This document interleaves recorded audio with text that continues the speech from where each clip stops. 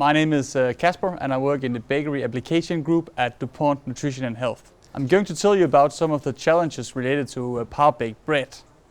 By optimizing your recipe and your production process, you can achieve a better par-baked bread. You'll get a better visual appeal, a better volume, a crispier crust and a longer shelf life. So one of the biggest problems with the par-baked bread is the visual appeal. What you can see here is a bread that has problems with folding. What you want is something more like this without any folding. You can achieve this by the right mixing profile, proofing and baking profile. Another common problem is flake off.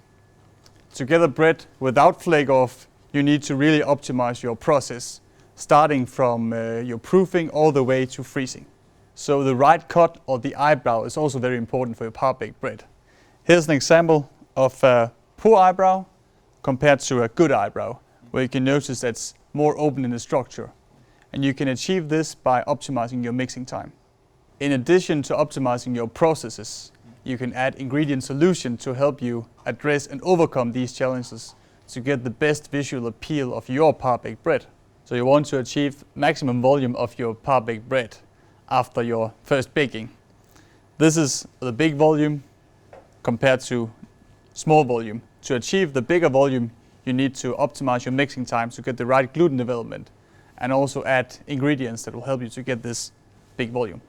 It's important to keep the volume after the second bake. And to do this, you need to add ingredients that will bind water and help you to minimize the volume loss after the second bake.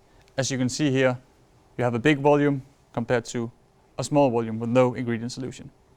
So another problem is the crispiness of the crust, and it will normally disappear shortly after baking.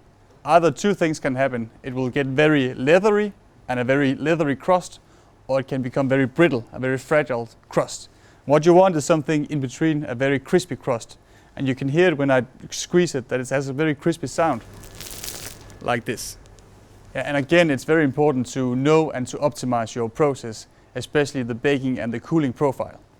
And you can add ingredients on top of to achieve a very crispy crust up to 4 hours after the second baking. After the first baking, you can store your par-baked bread at ambient temperature.